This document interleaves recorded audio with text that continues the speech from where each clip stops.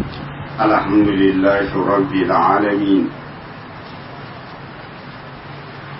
والصلاة والسلام على عبده ورسوله نبينا محمد بن عبد الله وعلى آله وصحبه ومن اهتدى بهديه واستنى بسنته ودعا بدعوته إلى يوم الدين. أما بعد فإن أصدق الحديث كتاب الله، وخير الهدي هدي محمد صلى الله عليه وسلم، وشر الأمور محدثاتها فإن كل محدثة بدعة، وكل بدعة ضلالة، وكل ضلالة في النار. أما بعد،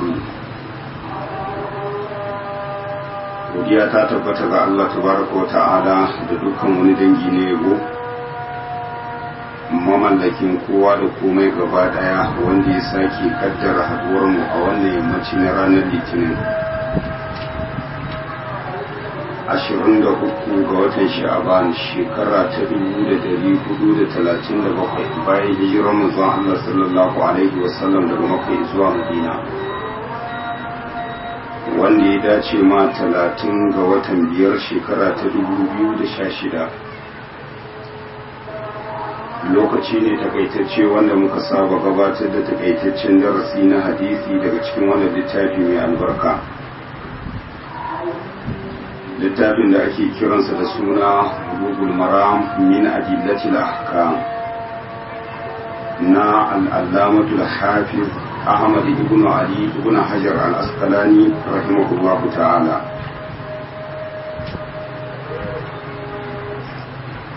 Kafin darasi na yau ba laifi idan da tambayoyi sukan iya gabata.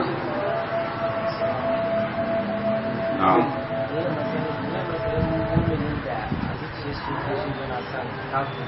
Kuma har ma wata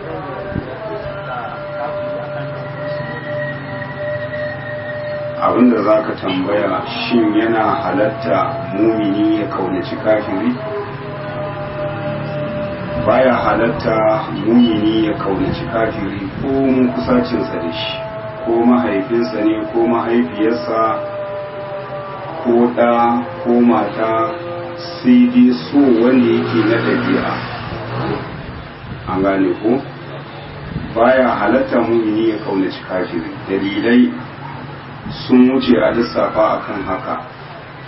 Nassi na alkur'ani na daga cikin su fadar Allah subhanahu wa ta'ala, la yattakhidhul mu'minuna al-kafirina awliya'a min dunil mu'minin, da fadarsa ya ayyuhal ladhina amanu la tattakhidhu biqanatan min dunikum la ya'lunakum khabalan wa ma anittum, da fadarsa ya ayyuhal ladhina amanu la tattakhidhul kafirina awliya'a min dunil mu'minin, da fadarsa ya ayyuhal ladina amanu la tattakhizul yahuda wan nasara awliya, da fadarsa ya ayyuhal ladina amanu la tattakhizul ladina takhudhu dinakum huzwan wa la'iba min alladhina utul kitaba min qablikum wal kuffara awliya wattaqullaha in kuntum mu'minin, da fadarsa ya ayyuhal ladina amanu la tattakhidhu aba'akum wa ikhwanakum awliya in istahabbu al-kufra 'ala al-iman, da kuma faɗarsa la tajidu qauman yu'minuna billahi wal yawmil akhir yuwadduna man hadda Allah wa rasulahu walau kanu aba'ahum aw abna'ahum aw ikhwanahum aw ashiratahum al-aya. Kuma da faɗarsa ya ayyuhal ladina amanu la tatawallaw qauman ghadiba Allah alaihim qad ya'isu min al-akhirati kama ya'isa al-kuffaru min ashabil qubur. Waɗannan ayoyi suna tabbatar mana haramun ne mumini ya kaunaci arni ko mun kusacinsa da shi.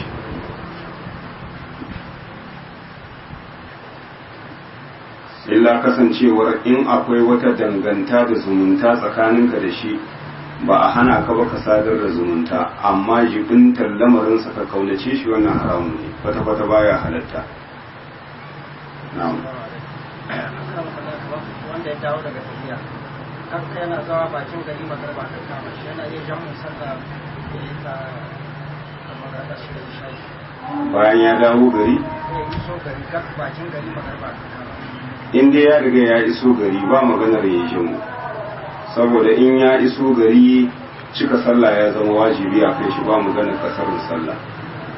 Bulaguran shine yasa aka maka rangwamen kasarun sallah da hada salloli biyu masu tarayyar lokaci, amma matukar mutum ya iso gari kamar yadda baya halatta yi kasarun sallah haka baya dacewa ya hada salloli biyu masu tarayyar lokaci, sai dai inda wani uzuri wanda yake na musamman daga cikin uzuran da suke halatta hada salloli biyu masu tarayyar lokaci, kamar yadda bayani ya gabata tun a darasinmu na Umdatul Ahkam.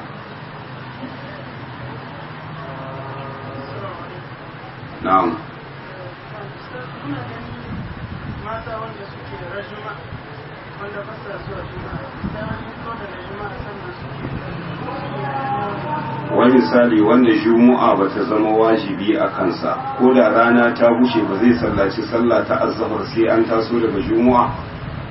A'a, duk wanda juma'a ba ta zama wajibi a kansa a ranar juma'a da zaran rana ta karkata to a lokacin nan ya halatta ya tashi ya sallah ta azhar, kamar mace, kamar matafi, kamar marar lafiya da sauransu wanda juma'a ba ta zama wajibi a kansu, to wannan ba sai an sauko daga juma'a ba, da zaran rana ta karkata to a wannan lokaci sai su tashi sai sallah ta azhar. Na'am.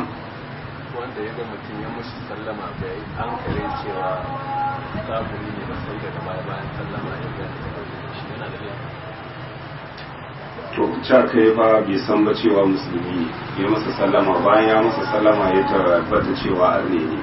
Duk abin da kai akan rashin sani ko akan kuskure Allah baya kama bawa da laifi.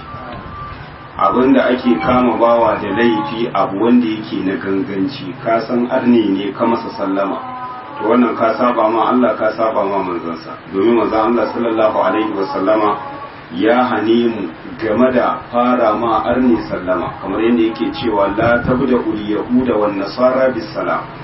manzon Allah yace kada ku fara ma ba yahudi ko ba nasari sallama, amma in shi ba yahudan ko ba nasari yayi karambani ya maka sallama a matsayin ka na musulmi, manzo Allah ya ce ku maida masa sallama, amma yadda za ku maida masa sai ku ce wa alaikum, iyanan za ku tsaya wa alaikum, ba za ku faɗa masa ba kamar yadda kuke faɗa ma ɗan uwanku musulmi wa alaikum salam.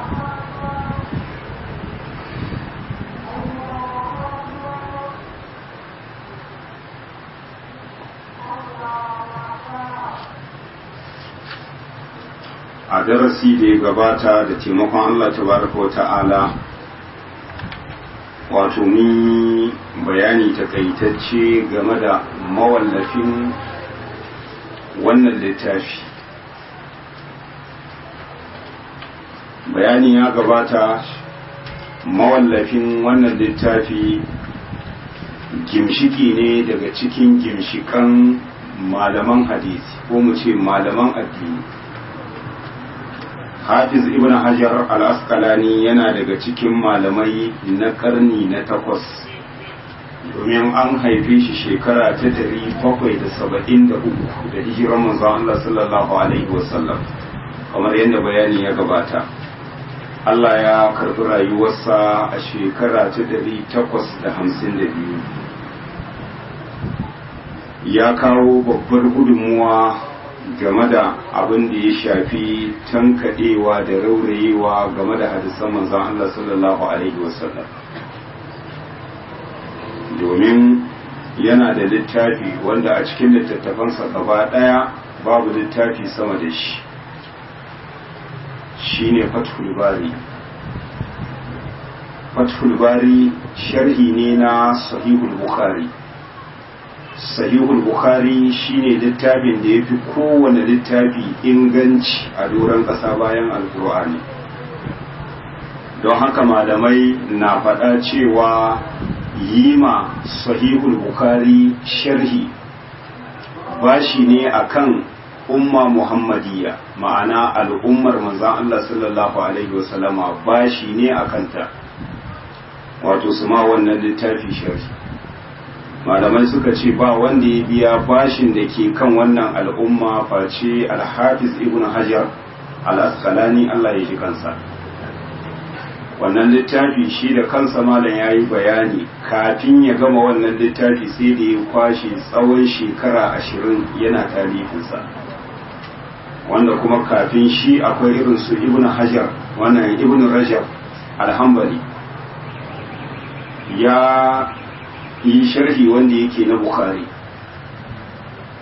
Yana cikin kafin ya gama littafin Allah ya karbi rayuwarsa, duka yana ji bai wuce ba kitabu sala, amma akalla sai da yi mujalladi 10 wani abu. Akwai irin su umdatul qari, shi ma ya kai mujalladi 20, sharhi ne na sahihul bukhari na badruddin al-aini. Akwai irin su irshadus sari da sauransu, amma duk abin da yake cikin littattafan da suka gabaci ibn hajar Allah ya ji kansa na sharhin da aka ma sahihul bukhari, duk wata fa'ida ya tattaro da nashi gaba ɗaya ya hada yayi wannan littafi. don haka wannan littafi mawsu'a ne na hadisi. to yana daga cikin littattafan da malam ya wallafa shine wannan littafi wanda muka shigo da shi bayan gama littafi na umdatul ahkam, tare da cewa shekaru da suka gabata mun gama wannan littafi, yanzu kenan muna maimaita shi ne karo na biyu. Ina kyautata zaton wajen 2008 ne muka gama ko 2009 ne, ina ji shekara 2000 da wajen dai kusan da 10 ne dai muka gama wannan littafi. kenan yanzu insha Allah maimaita shi ne za a yi, saboda littafi ne wanda yake ya kai matuka a wajen fa'ida, ba a gajiya da karatunsa. kamar yadda mun yi bayani, littafi ne wanda Allah ya saka masa karbuwa, wanda babu wata makaranta daga cikin makarantu na duk wani malami wanda ake kilgawa da faɗarsa sai ka samu wannan littafi yana cikin farko game da jadwalkin karatunsu na lokaci zuwa lokaci. ba don komai ba saboda tsantsar fa'ida da take cikinsa, kuma littafi ne wanda abin da ya shafi hadisai na hukunce-hukunce, to ɗalibi zai iya wadatuwa da wannan littafi kamar yadda za mu iske bayani na malam wato akan haka. sannan mun yi bayani game da cewa shi littafi wato ya bambanta da sauran duk wasu littattafai da aka wallafa a wannan fanni na hadisan da suka kunshi hukunce-hukuncen addini, saboda wasu al'amura kamar guda 9 wanda bayani ya gabata a kansu.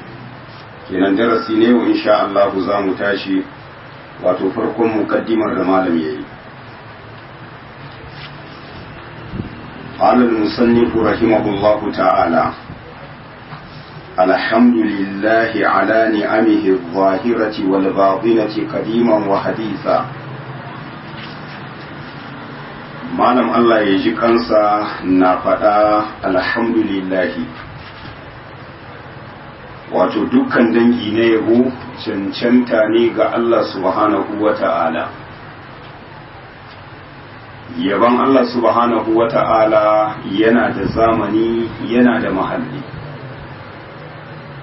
Zamanin da ake yaban Allah subhanahu wa ta'ala zamani ne guda biyu. Farko na rayuwa ta duniya,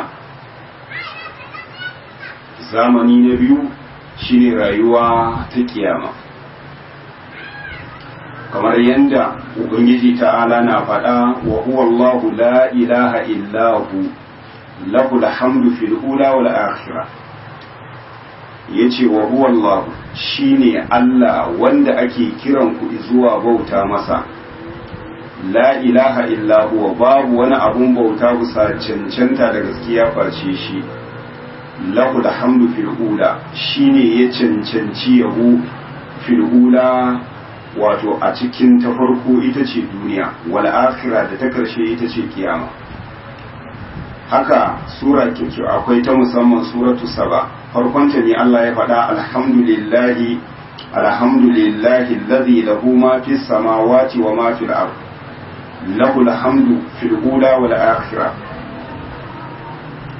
lahul hamdu fil ula yace shine ya cancanci yabo a nan duniya, wal akhirah kuma shi ya cancanci yabo a gobe kiyama.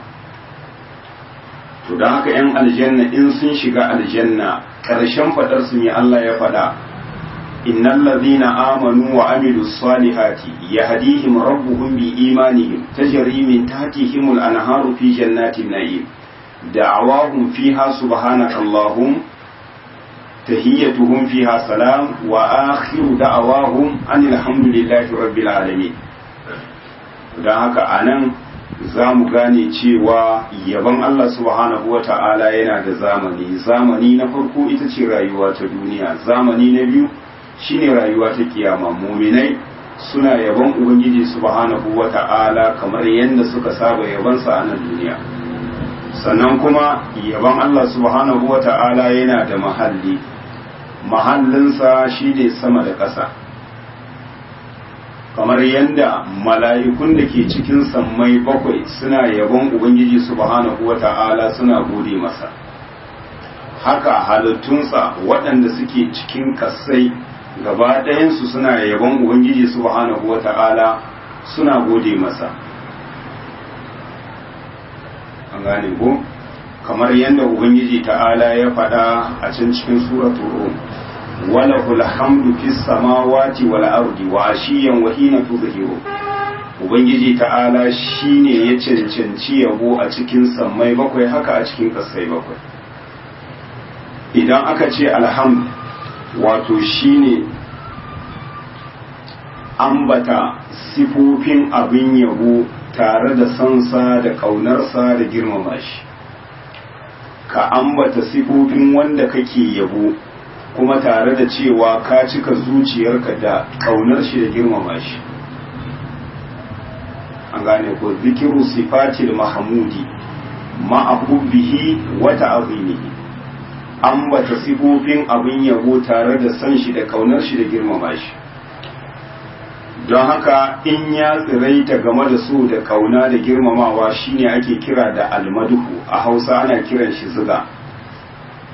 ziga shine ka ambata sifofin wanda kake zigawa amma a zuciyarka babu san shi, babu kaunar shi, babu girmamawa, kawai kana ziga shi ne domin samun wani abun hannunsa. to don haka ubangiji subhanahu wata'ala shi ya cancanci yabo wanda yake mudula ta kowane hali. dole ne a gode ma Allah subhanahu wata'ala. me yasa? saboda dukkan ni'imomin da suke tare da mu mun same su ne ta wajen ubangijinmu subhanahu wata'ala, kamar yadda ya faɗa wa ma bikum min ni'matin fa min Allah. duk abin da ke tare da ku na ni'imomi daga wajen Allah subhanahu wata'ala ne kuka same shi. don haka gode ma Allah subhanahu wata'ala wannan wajibi ne a kanmu a cikin kowane hali muke, hali na yalwa ko hali wanda yake na kunci.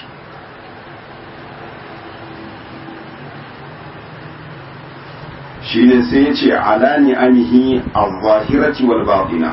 malam ya ce godiya ta tabbata ga Allah subhanahu wata'ala wato akan ni'imominsa al-zahira waɗanda suke bayyanannu wal batina da kuma waɗanda suke koyayyu. ni'imomin Allah subhanahu wata'ala sun kasu kashi biyu, akwai ni'imomi waɗanda suke bayyanannu, akwai ni'imomi waɗanda suke koyayyu. da ni'imar wadda take bayyananna da wadda take koyayya kowace ɗaya daga cikinsu ta kasu kashi biyu, akwai hissiya akwai ma'anawiya.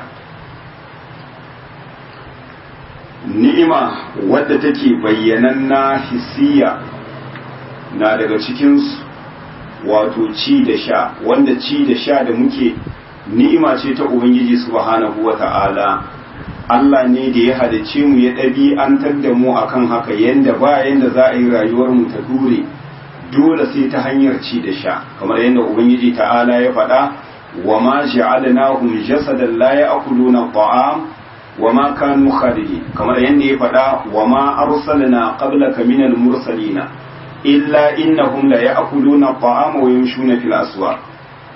cin abinci da shan abin sha ɗabi'a ce ta ɗan adam, bayan da za a yi ɗan adam rayuwarsa ta dole sai ta hanyar ci da sha.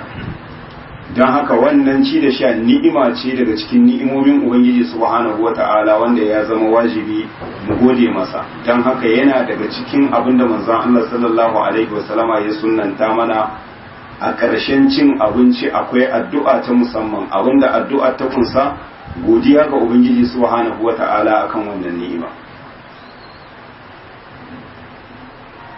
Haka tufafi da muke sakawa a jikinmu ni'ima ce ta ubangiji subhanahu wata'ala, ni'ima ce bayyananna wanda kuma dole mu gode masa, ni'ima ce hissiya. Haka da sauran irin mazauni gida da abun hawa da sauransu wanda sun wuce a lissafa, na daga cikin ni'ima wadda take bayyananna, ni'ima wadda take hissiya, wato wadda take koyayya kenan. Daga cikin ni'ima hissiya koyayya akwai misali koshin lafiya da ubangiji subhanahu wata'ala ke azurta bawa, da karfi na jiki da kuzari, wannan duka ni'ima ce ta ubangiji subhanahu wata'ala, ni'ima ce wadda take wato ni'ima ce wadda take hissiya, amma ni'ima ce wadda take koyayya kenan. hissiya akwai zahira akwai batina. To haka idan muka ɗauka ni'ima ma'anawiyya ita ma akwai wadda take bayyananna akwai wadda take koyayya. Ni'ima a ma'anance wadda take bayyananna wato ilimi da Allah yake azurta bawansa na ya fahimci ilimi na addini ya karantar da shi, wannan ni'ima ce a ma'anance, kuma ni'ima ce wadda take kenan zahira, saboda karatu abu ne bayyananne, zaka je ka yi kuma sannan ka karantar. Sannan akwai koyayya, wato shine gyara zuciya da komawa ga ubangiji subhanahu wata'ala da tsoron azabarsa da kwaɗayin rahamarsa, wannan ni'ima ce ma'anawiya, amma ni'ima ce wadda take baɗina. don haka dai a takaice ni'imomin ubangiji subhanahu wata'ala akan mu sun wuce a lissafa, akwai bayyanannu akwai koyayyu, kamar yadda ya faɗa alam tarau anna allaha sakhkhara lakum ma fis samawati wa ma fil ardi wa asbaga alaykum ni'amahu zahiratan wa batina. ash-shahid wa asbaga alaykum ni'amahu, ubangijin ku shine ya cika ni'imominsa akan ku zahiratan wa batina, ni'imomi waɗanda suke bayyanannu da waɗanda suke koyayyu. shine malam sai ya ce qadiman wa haditha, wato ni'ima wadda take da dadda da kuma hadisan, ni'ima wadda take fararra.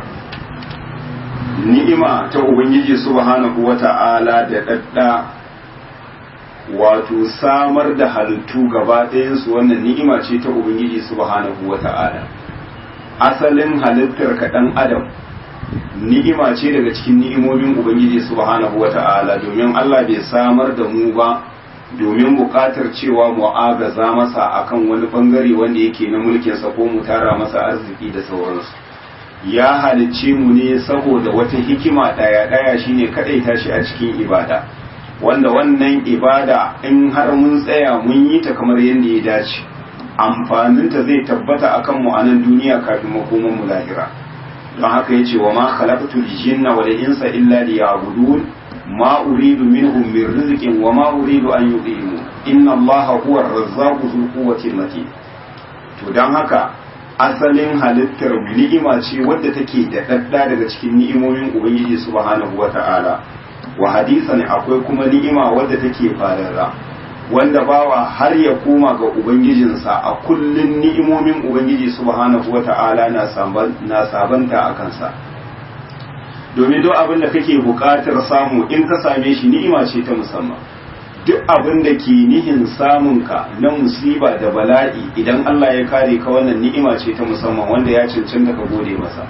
haka abin da ya riga ya same ka na bala'i da musiba idan Allah ya yi maka, wannan ni'ima ce wadda ya zama wajibi ka gode masa.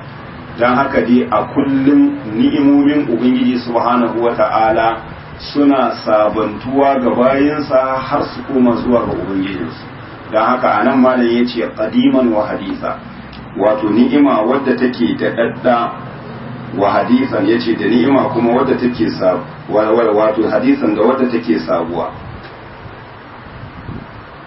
sannan sai ya ce wassalatu wassalamu ala nabiyhi, yaban Allah subhanahu wa ta'ala da amincinsa su tabbata akan annabinsa wa rasulihi da manzansa Muhammad, wato shine abin yabo wanda ya kai matuƙa a wajen yabo, wa alihi da mabiyansa wa sahabihi da sahabbansa.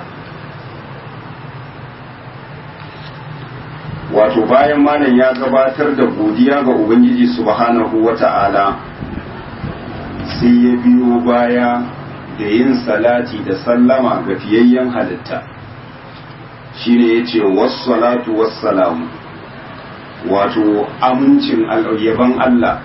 So da yawa mukan fassara wassalatu sai mu ce tsiran Allah da amincinsa.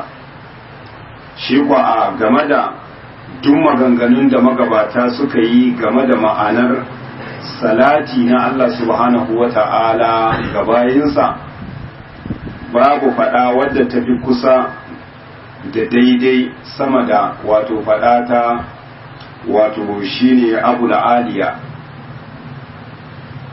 Allah ya ji kansa, kamar yadda al-Imam Bukhari Allah ya ji kansa ya zo da asar ɗin a cikin littafinsa.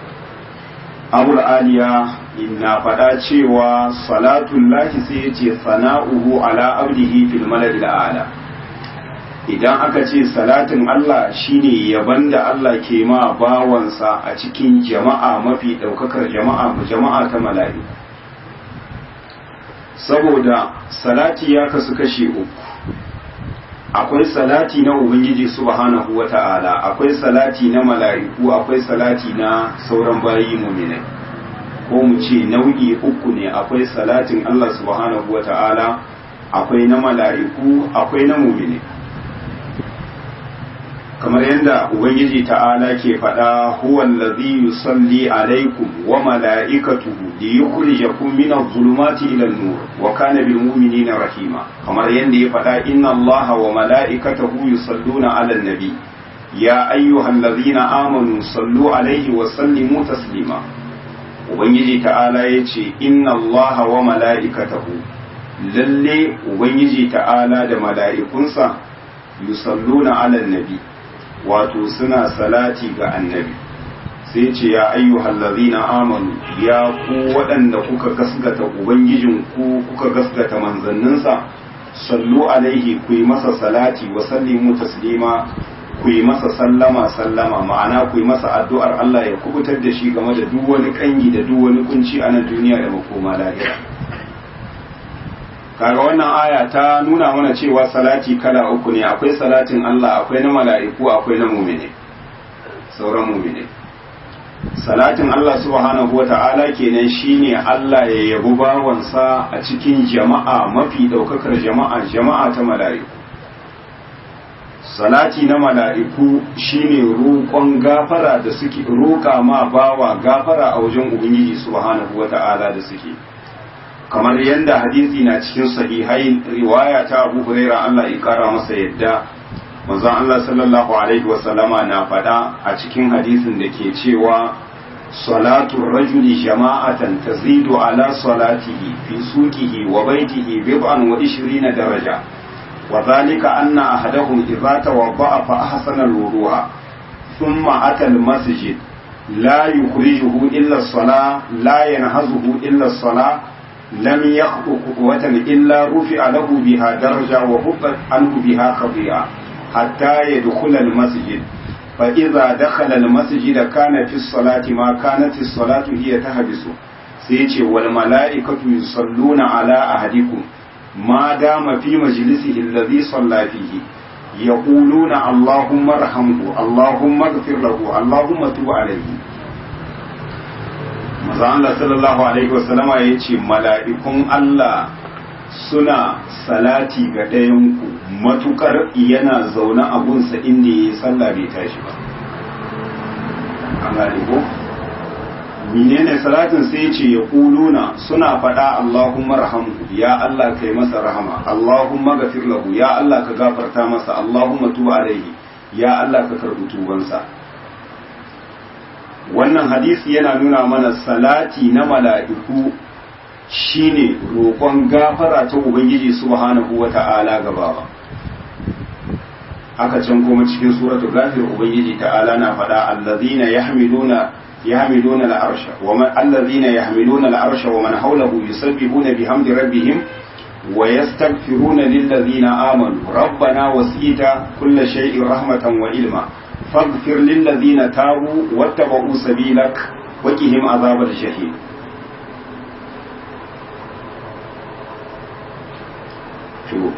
Salati kuma na sauran muminai shine addu'a. Salati na sauran muminai shine addu'a. Kamar yadda yace khudh min amwalihim sadaqatan tutahhiruhum wa tuzakkihim biha wa salli alaihim inna salataka sakanun lahum wallahu sami'un alim. Ash-shahid wa salli alaihim ay ud'u lahum bil baraka. Yi musu addu'ar cewa Allah ya sanya albarka a cikin abin da ya rage na dukiyarsu. To don haka salatin da muke ma manzon Allah sallallahu alaihi wa sallama muna masa addu'a ne cewa ubangiji ta'ala ya ci gaba da yabansa a cikin jama'a ta mala'iku shine yace wassalatu kenan yaban Allah subhanahu wa ta'ala wassalamu wato da amincinsa sai yace ala nabiyihi su tabbata ga annabinsa wa rasulihi da manzansa. Idan aka ce assalam wato shine yin addu'a bis salama cewa Allah ya kubutar da kai game da duk wani kunci da duk wani kangi a rayuwarka ta duniya da makoma lahira. Don haka irin wannan addu'a da muke ma manzon Allah sallallahu alaihi wa sallama cewa wassalatu wassalamu ala abdihi wa rasulihi kenan muna masa addu'ar cewa Allah ya kubutar da shi game da duk wani kangi a rayuwarsa ta duniya da makomarsa lahira.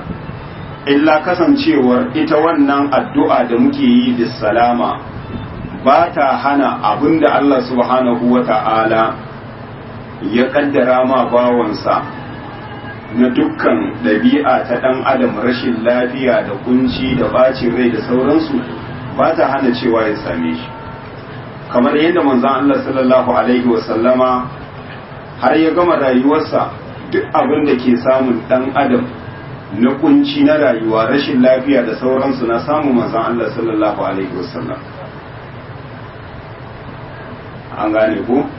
To ana masa addu'a ne na kan cewa Allah ya kubutar da shi game da duk wani aibi da duk wani kunci, amma duk abin da ke samun dan adam mumini na dukkan wani kunci na rayuwa to wannan yana samun shi ne saboda wata hikima ta ubangiji subhanahu wata'ala shine samun daukaka ta daraja a gun ubangiji subhanahu wata'ala. Saboda manzon Allah sallallahu alaihi wasallam ya faɗa yana cewa ashaddun nasi bala'an al-anbiya ashaddun nasi bala'an al-anbiya. manzon Allah ya ce wanda suka fi kowa tsanani ga jarrabawa wanda Allah ya fi dora musu bala'i da musiba su ne annabawan Allah. Sai ya ce kuma la'amfal fal'amfal, sannan sai waɗanda suka ɗan kwatanta suka kusanci annabawan Allah akan bin tafarki madaidaici, sannan kuma waɗanda suka kusance su, domin kowa sai ya ce yubtala yake cewa yubtala kullu insani yake cewa yubtala kullu insanin ala hasbi dinihi aw kama qala yace kowane mutum ana jarraba shi akan gurgurdan addinin sa ma'ana gurgurdan imanin sa. To dan haka kasancewar duk wani kunci da rashin lafiya da ke samun mumini wannan karin daukakar daraja ce a wajen ubangiji subhanahu wataala. To dan haka kasancewar kenan wannan addu'a ana masa lokacin yana rayi, haka bayan mutuwarsa manzon Allah sallallahu alaihi wasallama in ka masa salati sai ka hada da sallama, kamar yadda ubangiji ta'ala ya faɗa ya ayyuhal ladina amanu sallu alaihi wa sallimu taslima. To idan aka faɗa aka ce menene fa'idar yi masa addu'a da salama bayan mutuwarsa, tare da cewa manzon Allah sallallahu alaihi wasallama tunda ya koma ga ubangijinsa, to duk wani abin kyama, duk wani kunci wanda yake na rayuwa kuma ya kare, domin ya koma zuwa ga ubangijinsa, wurin ubangijinsa yana cikin aminci. Malamai suka ce wannan addu'a kuma za ta shafi gangan jikin manzon Allah sallallahu alaihi wasallama, saboda annabawan Allah alkawari ne na Allah, ƙasa ba ta cin gangan jikinsu. Yanda aka binne su ko shekara 1000 suka yi, idan aka fito da su haka suke, ƙasa ba ta cin gangan jikinsu. Haka manzon Allah ya faɗa, Ubangiji ta'ala ya haramta ma ƙasa cin gangan jikin annabawa. To don haka Ibn al-Usaymin Allah ya ji kansa ya yi hikayar cewa an samu labari kuma tabbas ne, shine ya ce ya auku irin haka. Wani lokaci an samu wasu mutane biyu baki ne sun je sun sauka a birnin Madina.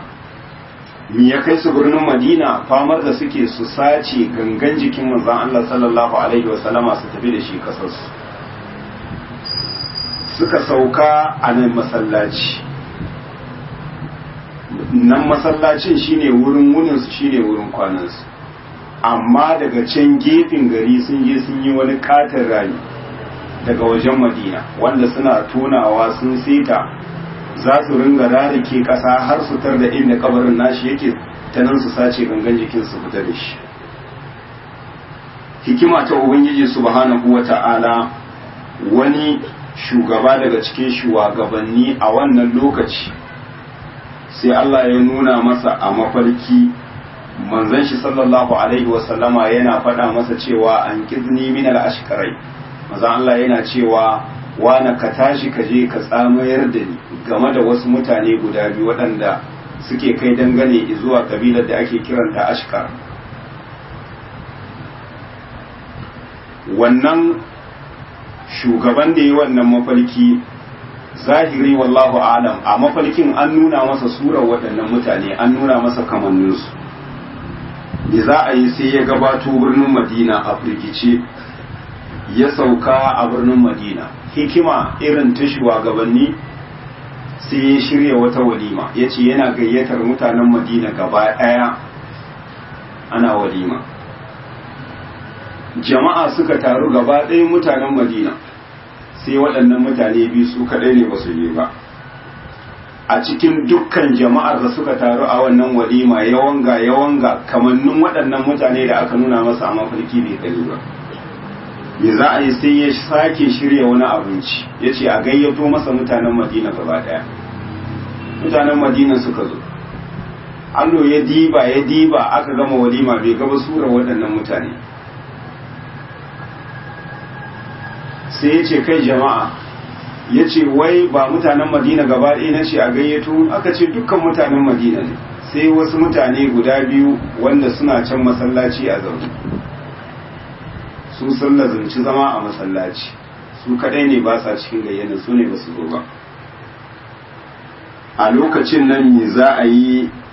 sai ya tashi ya tafi wannan masallaci na manzon Allah sallallahu alaihi wasallama, zuwan da yake sai ya tarar da waɗannan mutane guda biyu, sai ya gansu akan sifar yanda aka kamanta masa a mafarki.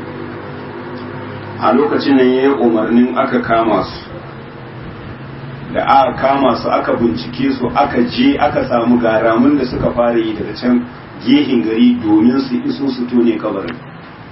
Waɗannan mutane biyu a lokacin nan sai ya yi umarnin aka sare musu kai,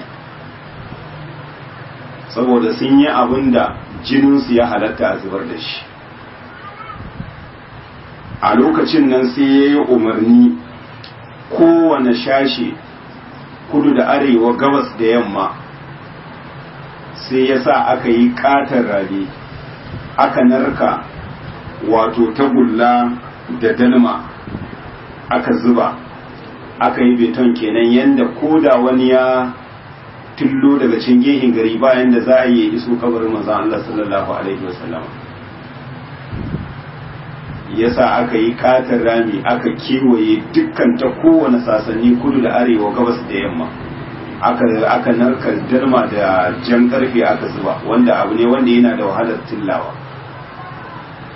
Wannan kaga addu'ar da ake masa na cewa wassalatu wassalamu, shi yasa malam ya zo da wannan hikaya, gaya addu'ar da ake masa kenan, gashi bayan mutuwarsa Ubangiji subhanahu wata'ala ya kubutar da gangan jikin shi game da waɗanda suke mabannata. shine yace wassalatu wassalamu sai yace ala nabiyhi wato ga annabinsa sai yace wa rasulihi da manzansa. malam ya gabatar da annubuwa ala risala. me yasa? saboda annabta da ita aka fara ma manzon Allah sallallahu alaihi wasallama, sannan bayan haka sannan aka bashi martaba ta biyu, ita shine manzanci. ubangiji subhanahu wata'ala ya bashi annabta da surar da aka saukar masa a farkon wahayi ita ce suratul alaq, ikra bismi rabbikal ladhi khalaq.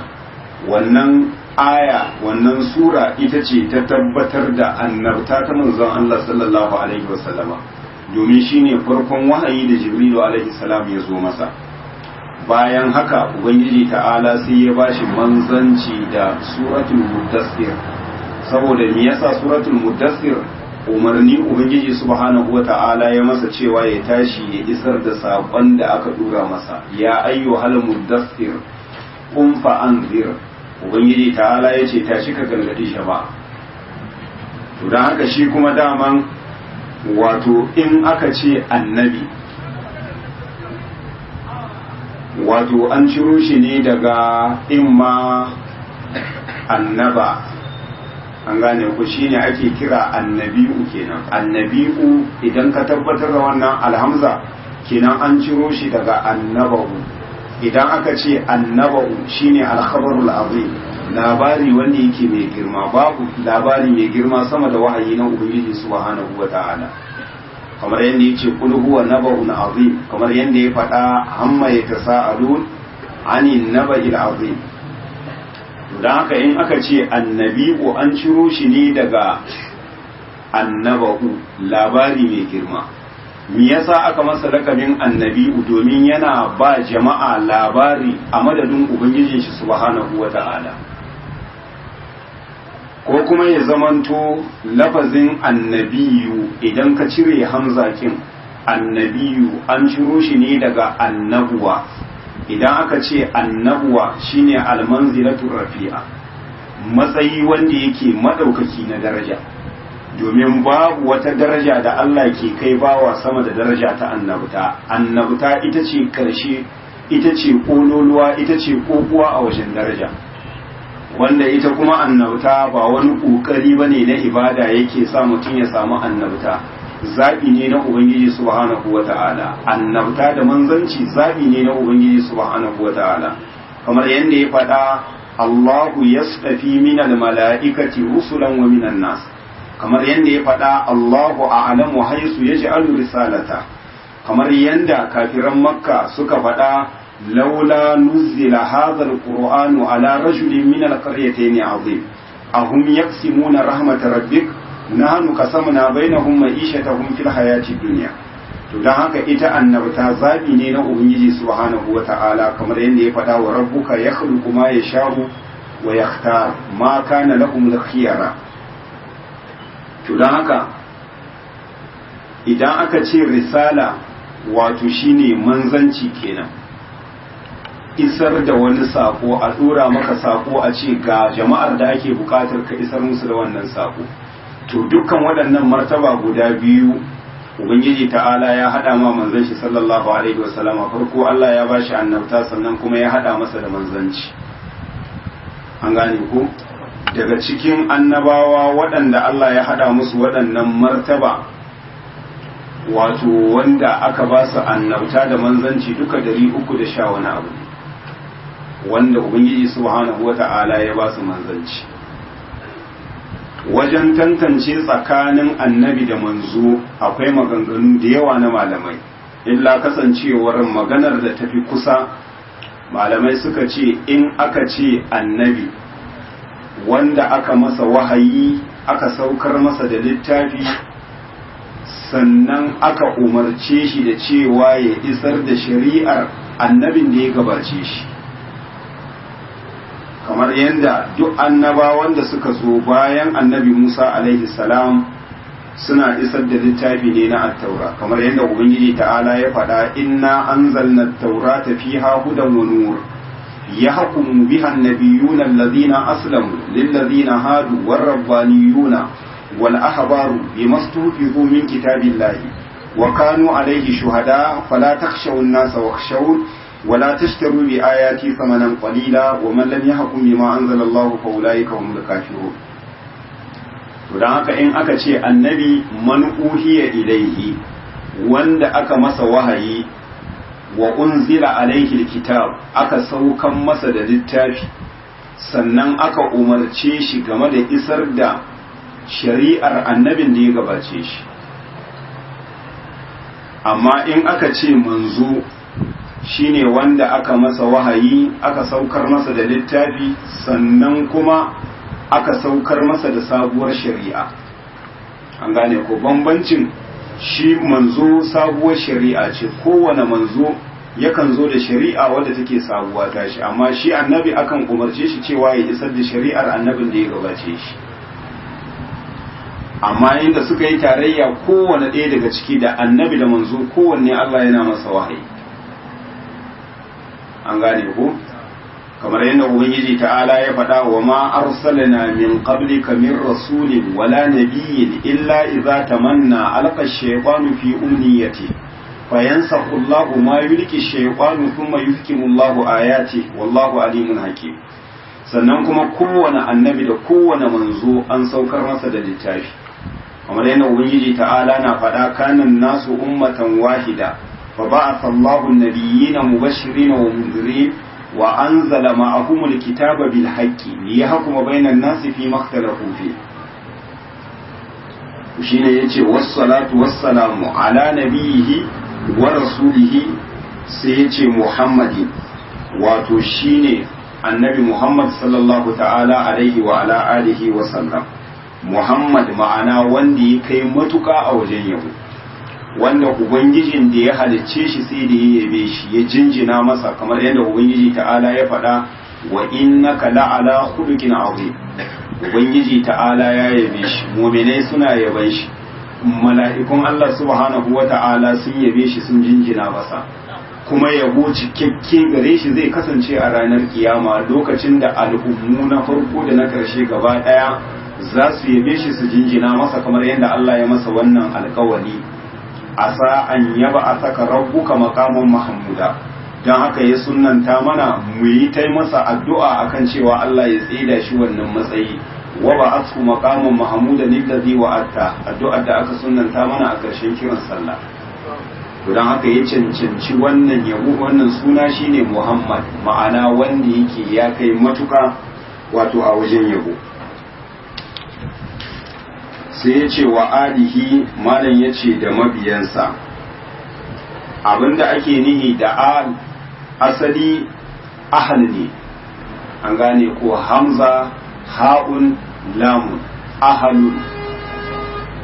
to sai aka canza wannan ha'un kin aka maida ta hamza sai ya zamanto a'al, sai aka yi tashidin ita wannan hamza ta biyu sai ake cewa al, an gane ko ake cewa al.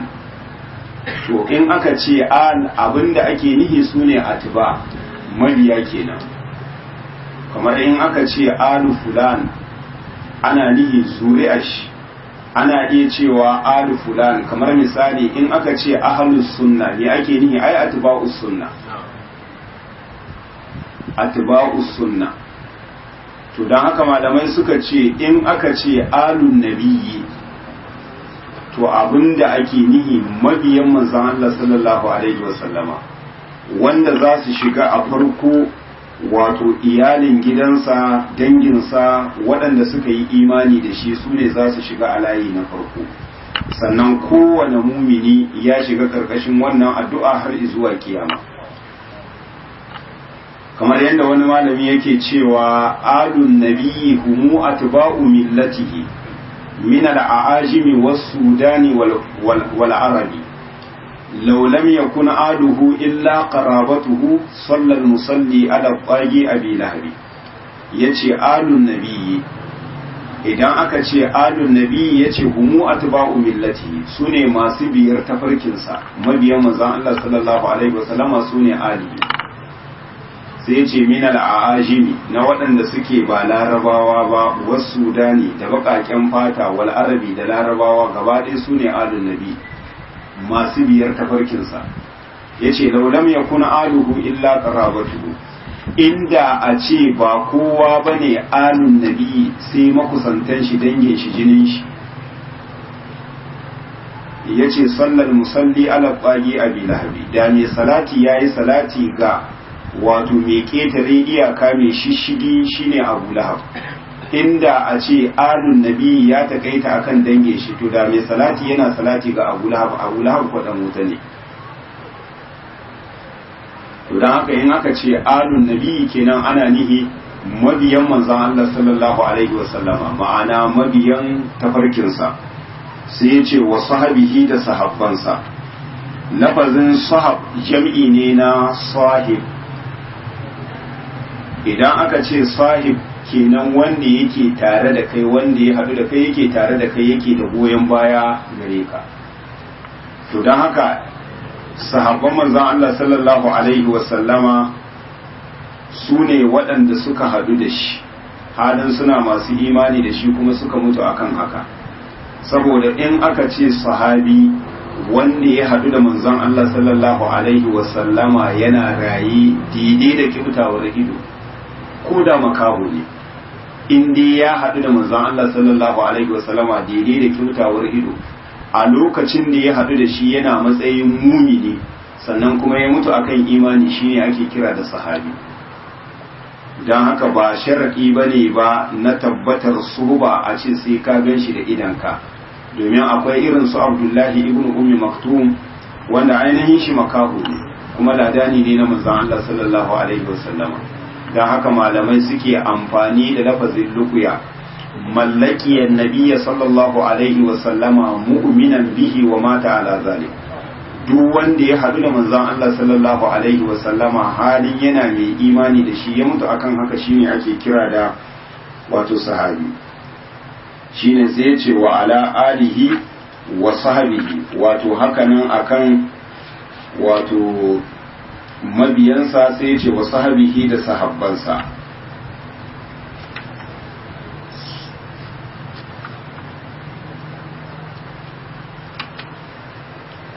sai ce allazina saru ya ce waɗanda suka tafi fi nusrati dinihi wato game da taimaka ma addininsa sairan hafifan malam ya ce tafiya wadda take mai gaggawa an gane ko allazina saru waɗanda suka tafi fi nusrati dinihi game da taimaka ma addininsa sairan hasisa malam ya ce tafiya wadda take mai gaggawa lafazin saru an ciro shi ne daga asayir wato tafiya wanda galibi lafazin asayir ana amfani da shi akan tafiyar dare ko tafiya ce wadda take tana da wahala don haka kasancewar wannan yana nuna yanda suka sadaukantar da rayuwarsu da dukiyarsu suka haɗu da kunci a rayuwarsu game da taimaka ma wannan addini domin sahabban manzon Allah sallallahu alaihi wasallama sun sha wahala matuƙa game da taimaka ma wannan addini shine anan malam yake yabon su yace allazina waɗanda saru suka tafi fi nusrati dinihi game da taimaka ma addininsa sairan hasifan malam yace tafiya wadda take mai gaggawa domin sahabban manzon Allah sallallahu alaihi wa sallama ba a same su ba da lati akan duk wani al'amari wanda yake na taimaka ma addinin musulunci don haka suke da rigaye juna akan ayyuka na alkhairi su ne suka sadaukantar da rayuwarsu suka sadaukantar da dukiyarsu akan taimaka ma wannan addini ka ɗauki tarihin mutanen madina a lokacin da suka haɗu da manzon Allah sallallahu alaihi wasallam a lokacin hajji bayan manzon Allah sallallahu alaihi wasallama ya zo ya yi jifa jama'a sun yi jifa manzon Allah sai ya zo yake ribantar wannan dama yake bujiro da kansa ga al'ummu ga jama'a sai ya taro da gungun jama'a ya ce ni ne wanda Allah ya aiko ni a matsayin manzo wanda yake cika makin manzanni, shin ko kuna buƙatar na karanta muku abin da na zo da shi? A lokacin nan ya tarar da mutanen Madina suna zaune su 10 wani abu. A lokacin nan manzo Allah sallallahu alaihi wasallama ya gabatar musu da kansa, ya ce ko kuna buƙatar in karanta muku abin da na zo da shi? Suka ce kwarai. A lokacin nan manzo Allah sallallahu alaihi wasallama ya karanta musu wani abu na alkur'ani. A lokacin nan junansu ya kalli juna,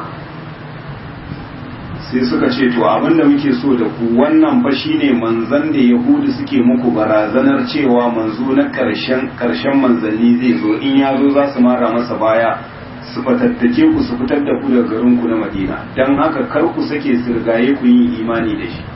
Gaba ɗayan su waɗannan jama'a suka musulunta, suka yi alkawari da manzon Allah sallallahu alaihi wasallama dare a cikin dare shine daren Aqaba wanda yake na farko. Wanda suka musulunta suka koma gida suka ringa kokarin tallata addinin musulunci. A shekara ta gaba sai da mutum 83 suka zo. 83 nan suka haɗu da shi suka yi mubaya'a da shi daren Aqaba ta biyu. Da suka koma gida rana bata fada ba, kowane gida daga cikin gidajen Madina sai da musulunci ya shiga.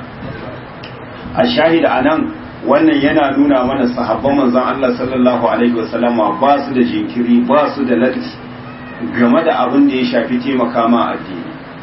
Sun sadaukantar da rayuwarsu, sun sadaukantar da dukiyarsu. Shine anan malam yake jinjina musu, yace allazina saru, waɗanda suka tafi fi nusrati dinihi game da taimaka ma addininsa, sayran hafisan, wato tafiya wadda take mai sauri. Sai yace wa ala atba'ihim, malam ya ce hakanan akan mabiyansu, kenan masu biyar wato sahabban manzan Allah, masu biyar manzan Allah sallallahu alaihi wasallama da alikinsa da sahabbansa. Sai ya ce allazina wato warisu ilmahum, waɗanda wato suka gaji iliminsu. Menene iliminsu? Shine alkur'ani da sunna. Ilimi na sahabbai iya iliminsu shine alkur'ani da sunna. An gane ko ba ilimi bane ba wanda yake na falsafa na amfani da hankali. Iya iliminsu inda ya takaita alkur'ani da sunna, domin alkur'ani da sunna shine ilimi. Duk wani abu wanda yake koma bayan alkur'ani da sunna, ko da an kiraye shi ilimi, aran suna ne aka bashi, amma ilimi na hakika alkur'ani da sunna. Shine yace allazina warisu ilmahu, waɗanda suka gaji wato iliminsu.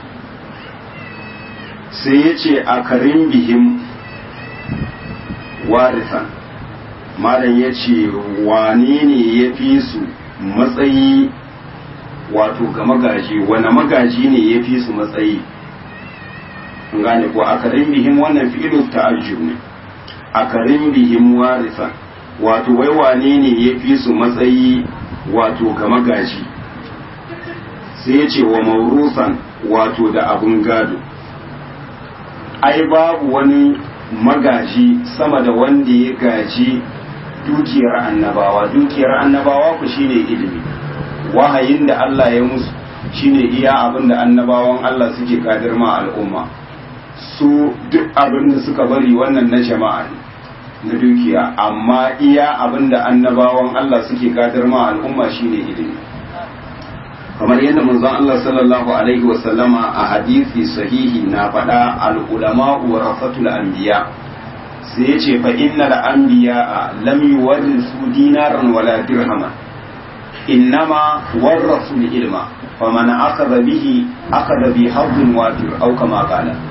Manzon Allah yace malamai su ne magadan annabawa. Yace domin annabawan Allah ba su gadar ma al'umma dinari ko dirhami, iya abin da suka gadar ma al'umma wato shine ilimi. Me ake nihi da ilimi? Shine wahayin da Allah yake musu.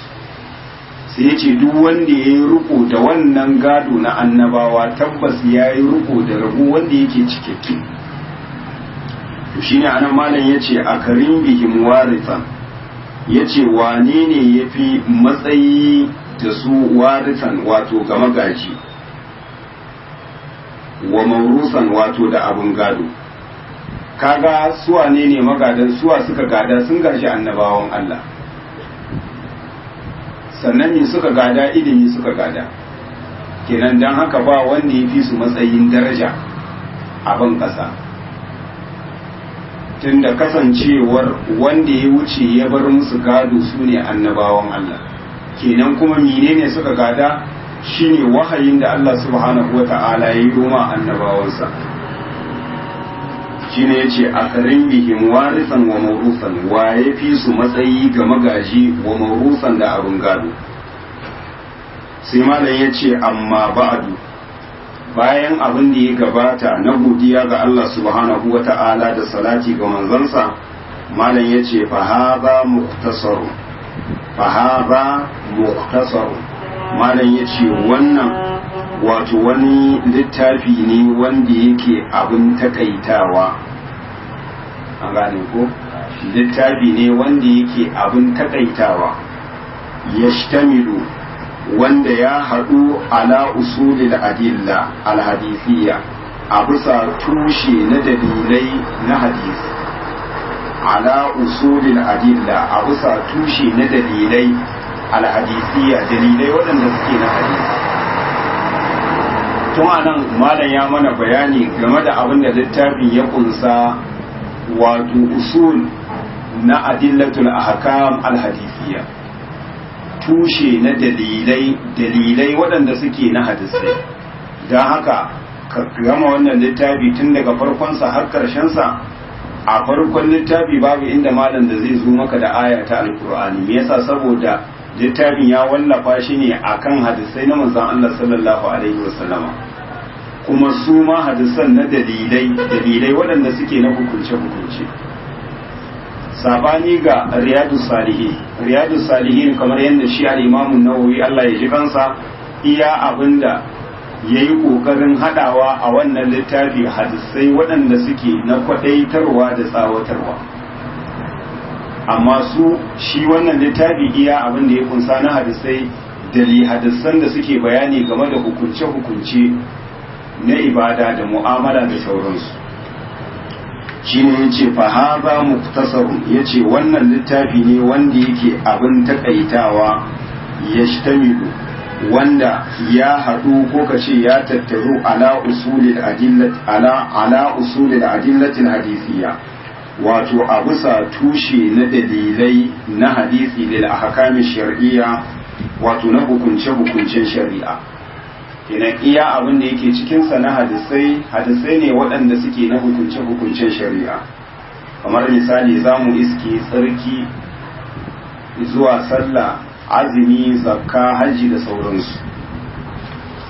Shine malam sai ya ce harartuhu tahriran baliga, malam ya ce na tace wannan littafi tacewa wadda ta kai matuƙa. Ma'ana na tace wannan littafi tacewa wadda take ta kai matuƙa. Yasa a cikin duk hadisan da suka zo na hukunce malam sai da yi kokari ya tankade ya rauraye ya zaƙo hadisai waɗanda suke za a iya kafa hujja da su, sannan ya wallafa wannan littafi. Shine yace harartuhu tahrira, malam ya ce na tace wannan littafi tahriran, tacewa baligan wadda take mai kai matuka, li yasira man yahfazuhu baina aqranihi nabigan. Malam ya ce dan wanda ya haddace wannan littafi ya zamanto nabigan, mafifici, baina aqranihi tsakankanin sa'anninsa.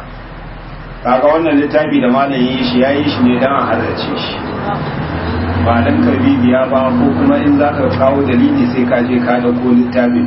Abinda ake bukata littafin ya zamo gaba ɗayan shi akan ka. Duka hadisi 1500 ne da yan kai, 1500 da yan kai.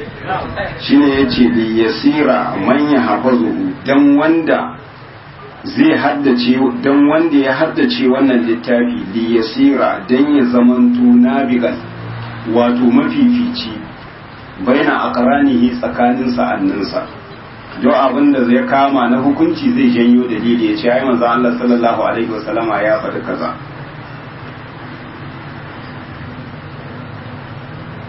sai ya ce wa yasta'ina bihi talibul mubtadi an gane ko kuma ba komai bai ke sanyawa mutum ya harrace shine kallafa ma kai yau da gobe bakin gwalgwado kana dauka yanzu kaddara cewa a kullun hadisi ɗaya kake harracewa a shekara guda ka haddace hadisi 360 in baka yi fashi ba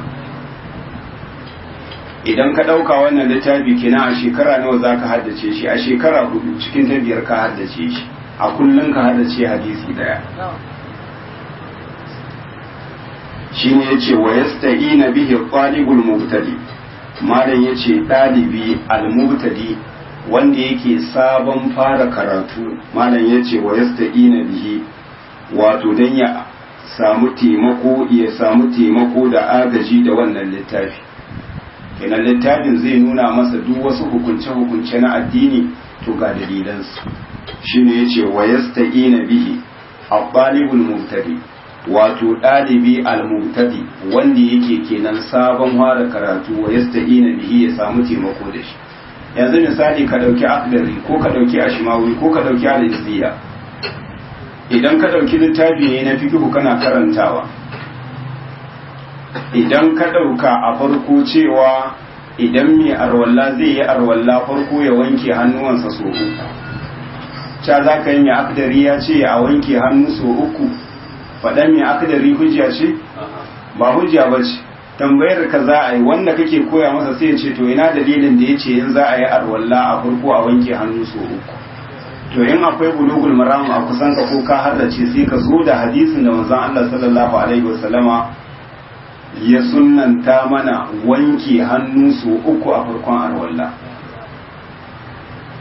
to shine yace wa yasta'inu bihi talibul mubtadi sai yace amma wala yastaghni an ragibul muntahi malam yace me kwadan ilimi al muntahi me kokarin kai karshe duk da cewa ilimi ba a kai karshen shi an gane ko sai dai kai iyayenka ka koma zuwa ga ubangijinka shine yace wala yastaghni an baya wadatuwa da wannan littafi in ya gama shi ma sai yayi gaba in dai ɗalibi ne mai kwaɗan ilimi mai ƙoƙarin ya tara ilimi mai yawa to ba zai wadatu da wannan littafi in ma ya gama shi to zai nemi littattafan da suke gabansa amma in kai ɗalibi ne mutadi to wannan littafi ya wadace ka malam ya ce wa kad bayyantu aqiba kulli hadisin man akhrajahu min al-a'imma malam ya ce ƙarshen kowane hadisi malam ya ce na yi ƙoƙarin bayyana wanda ya fitar da hadisin min al'a'imma daga cikin malaman hadisi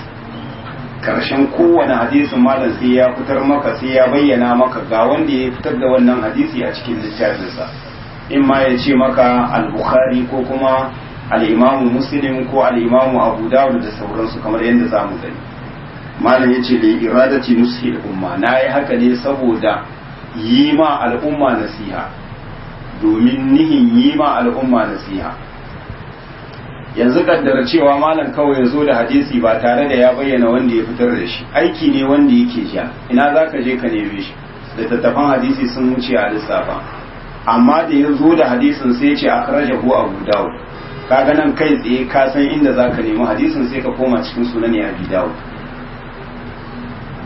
shine yace wa kad bayyantu malam yace hakika na bayyana aiki ba kulle hadisin karshen kowane hadisi man akhrajahu wanda ya fitar da hadisin min al-a'imma na shugabannin wato na malaman hadisi sai yace li iradati nushil umma domin nihin yi ma al'umma nasiha ma'ana in ka zo da hadisi to ka faɗi wanda ya fitar da hadisi ƙarin nasiha anan malam sai da yi ƙoƙarin bayyana mana matsayin hadisi kowane hadisi zai faɗa mana in ya inganta ce ya inganta in bai inganta bai ce mana bai inganta ba wani lokacin hatta da illar da take cikin hadisin malam sai ya yi ƙoƙarin bayyana mana ga illar da ta sa hadisin bai inganta ba inda wata riwaya ta daban malam kuma sai ya zo da ita domin fa'ida da take cikinta malam sai ya ce fal muradu bis sab'a yace abin nihi da cewa akhrajahu sab'a idan ka ji malam a ƙarshen hadisi ya faɗa ya ce wato akhrajahu sab'a to me yake nihi da as-sab'a yace Ahmad wal Bukhari wa Muslim wa Abu Dawud wa Nasa'i wa Tirmidhi wa Ibn Majah. Idan kaji ya ce as-sab'a akhrajahu as-sab'a to yana nufi da waɗannan a'imma guda bakwai kenan al-Imam Ahmad ya gabatar da wato al-Imam Ahmad akan al-Imam Bukhari ba dan komai ba domin kasancewar al-Imam Ahmad ya fi su wato shekaru, domin al-Imam Ahmad an haife shi a cikin watan Rabiul Awwal shekara ta 164 da hijiran manzon Allah sallallahu alaihi wasallam, shekara ta 164 an gane ku, shekara ta 164 aka haifi al-Imam Ahmad da hijiran manzon Allah sallallahu alaihi wasallama ya koma zuwa ga ubangijinsa shekara ta 241. Allah ya karɓi rayuwarsa a birnin Baghdad. Kenan shekaru nawa ya a duniya? Can ga 36 sannan kuma ga 41 kenan 77 shekarun al-Imam Ahmad. Kuma ya wallafa littafinsa shine al-Musnad, wanda wannan littafi al-Imam Ahmad ya tankaɗe ya rauraye wannan littafi daga cikin hadisai da ya haddace hadisi 750, daga cikin hadisan da ya haddace 750, kusan hadisi miliyan guda ya haddace shi al-Imam Ahmad. Wannan littafi daga cikin hadisi 750 ya tankaɗe ya rauraye ya hada wannan littafi nashi al-Musnad, wanda littafin yana kunshe da hadisi 30,000, hadisi 35,000 yake cike shi. Littafin yana fitowa mujalladi 50, sannan kuma an takaita shi yana fitowa mujalladi 20. don haka ya gabatar da al-Imam Ahmad me yasa? Saboda ya fi al-Imam Bukhari wato jimawa, shi hijira tana 164 aka haife shi. sai ya ce wal Bukhari wato da al-Imam Bukhari, shi kuma al-Imam Bukhari an haife shi shekara ta 194 kenan 206, shekara ta 206 aka haifi al-Imam Bukhari. sannan Allah ya karɓi rayuwarsa shekara ta 256, shekara ta 256 an gane ko? Shekara ta 256 Allah ya karɓi rayuwarsa, kenan a nan shekaru nawa gare shi? Yana da shekara 62. shi ma al-Imam Bukhari wannan littafi nashi kamar yadda ya faɗa ya ce hadisi ingantacce daga manzon Allah sallallahu alaihi wasallama ya ce sai da na haddace hadisi 100, waɗanda ba su inganta ba 200,000, ifan hadisai 200,000, ingantattu 100,000 ya tankaɗe ya rauraye wannan littafi nashi, wanda littafin gaba ɗayan hadisan da suke cikin shi a lissafin wasu malamai 7,000 ne da yan kai, kuma shine littafin da ya fi kowane littafi inganci a ban ƙasa bayan alkur'ani. sannan sai ya ce wa Muslim wato da al-Imamu Muslim, al-Imamu Muslim an haife shi shekara ta 204 da hijiran manzon Allah sallallahu alaihi wasallama, shekara ta 204, kuma Allah ya karɓi rayuwarsa shekara ta 261. kenan ana abin da muke so mu sani, al-Imamu Bukhari da shekara nawa ya girme al-Imamu Muslim?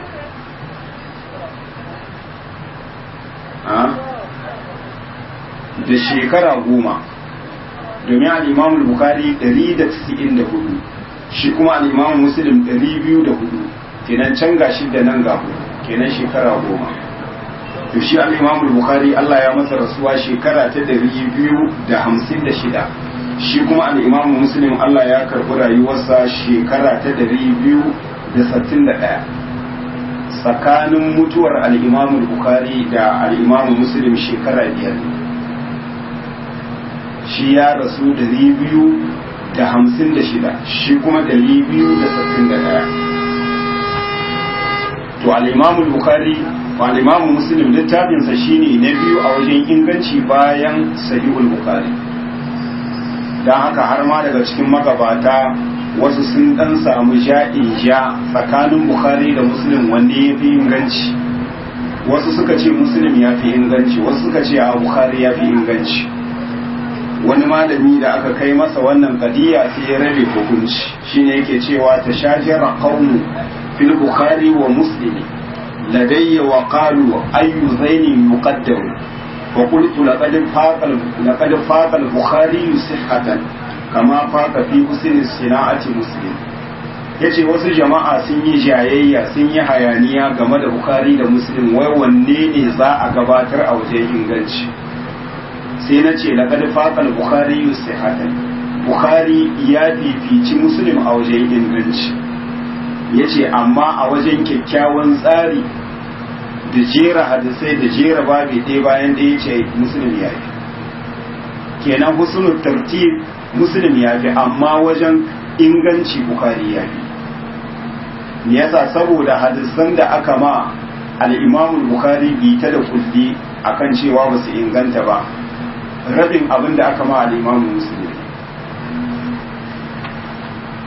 shine sai ce wa abu dawud wato da al-imam abu dawud shine sulaiman ibn al-ash'as as-sijistani an haife shi shekara ta 202 al-imam abu dawud kaga yafi al-imam muslim shekaru shi shekara ta 202 aka haifi al-imam abu dawud sannan Allah ya karbi rayuwarsa a shekara ta 275 sai ya ce wa tirmidhi da al-imam tirmidhi shine abu isa muhammad ibn isa ibn saura tare da cewa ibn al-asir da al-imam az-zahabi ba su ambata tarihi na aihuwar al-imam tirmidhi amma sun ambaci tarihi wanda yake na rasuwarsa Allah ya karbi rayuwarsa shekara ta 279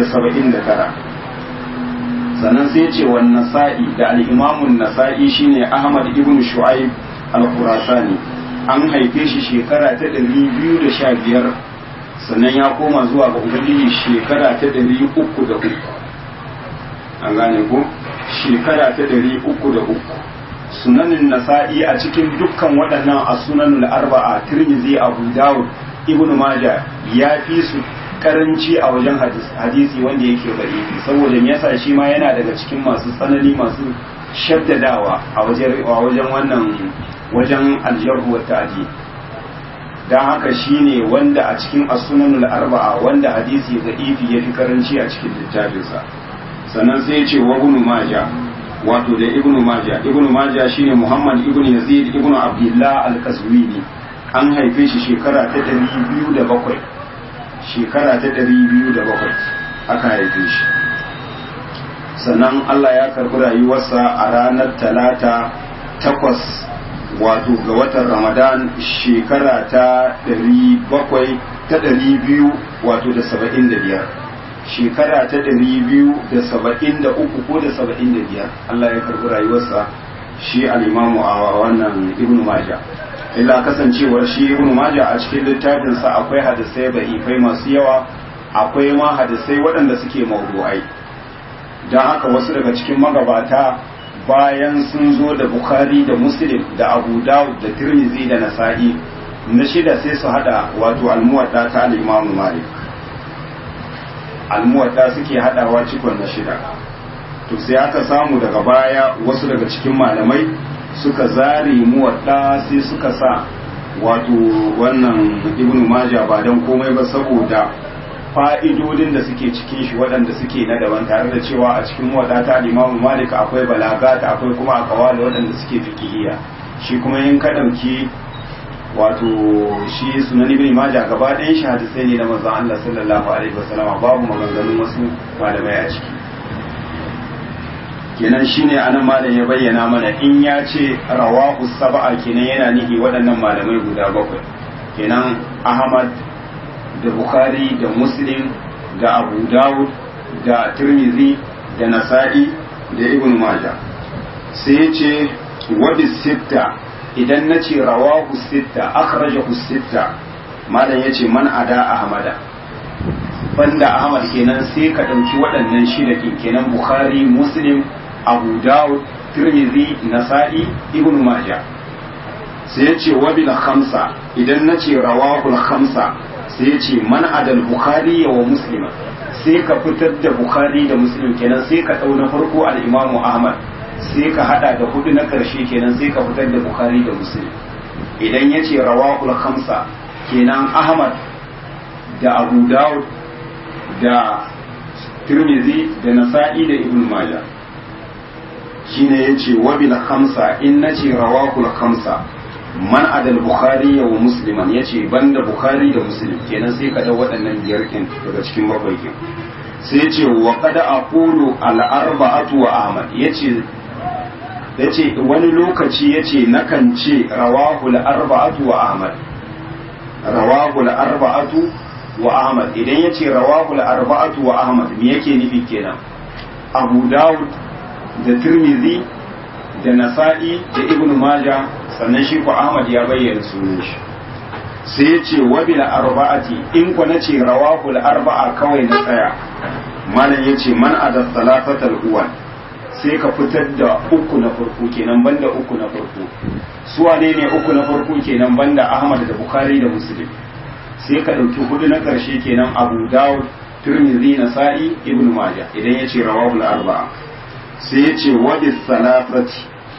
yace idan nace akhrajahu salasa ko nace rawahu salasa kenan man adahum sai ka fitar da uku na farko wal akhira kuma banda na karshe wane ne na karshen Ibn Majah kenan sai ka fitar da uku na farko Ahmad da Bukhari da Muslim kuma sai ka fitar da ɗaya na karshe kenan shine Ibn Majah kenan suwa suka rage Abu Dawud Tirmidhi Nasa'i su yake nihi kenan rawahu salasa sai yace wa bil muttafaqi alaihi idan nace muttafaqun alaihi yace al-Bukhari wa Muslim ya abinda nake nihi Bukhari da Muslim sai yace wa qad la azkuru ma'ahuma ghayrahum malam yace su da yawa yace bana ambata wasu tare da su kawai sai in ce akhrajahu al-Bukhari wa Muslim kadai in tsaya an gane ko akwai bambanci tsakanin muttafaqun alaihi da kuma akhrajahu al-Bukhari wa Muslim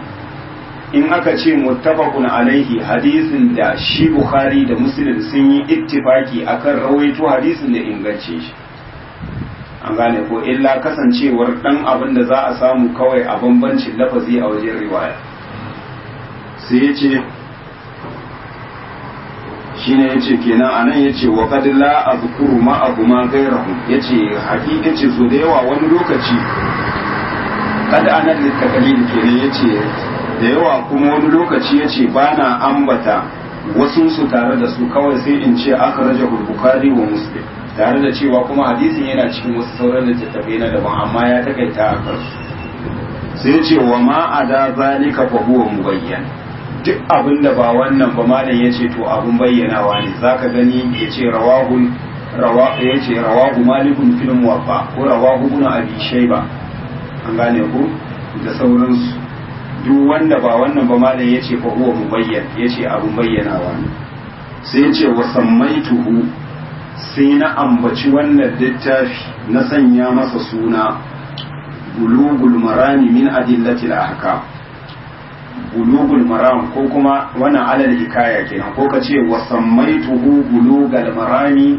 min adillatil ahkam ko ka ce wa sammaituhu bulugul marami min adillatil ahkam na sanya masa suna bulugul maram bulugul maram ma'ana cimma abin nema idan aka ce almaram abinda mutum yake buri yake nema bulugul maram cimma abin nema min adillatil ahkam wato daga cikin dalilai na hukunce hukunce ma'ana duk abin da kake nema na dalilai na hukunce hukunce to insha Allah a wannan littafi zaka cimma burinka shine yace wa sammaituhu na ambace shi bulugul maram wato cimma abin nema min adillatil ahkam game da dalilai na hukunce hukunce malam yace wallaha as'alu wallaha as'alu maf'ul bihi ne muqaddam an gane ko ai wa as'alullah Allah nake roƙo Allah ya ji alama alimna alaina wa bala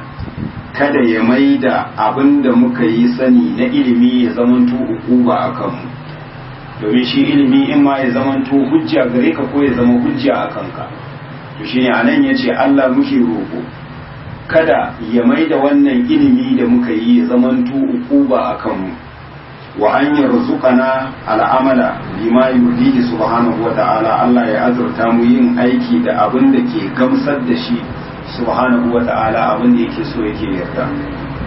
Dan insha Allah za mu dakata da fatan abin da muka faɗa daidai Allah ya ba mu ladan kuskuren da muka yi Allah ya gafarta mana. اللهم صل على محمد وعلى ال محمد كما صليت على ابراهيم وعلى ال ابراهيم انك حميد مجيد. اللهم بارك على محمد وعلى ال محمد كما باركت على ابراهيم وعلى ال ابراهيم انك حميد مجيد. سبحانك اللهم وبحمدك اشهد ان لا اله الا انت استغفرك واتوب اليك.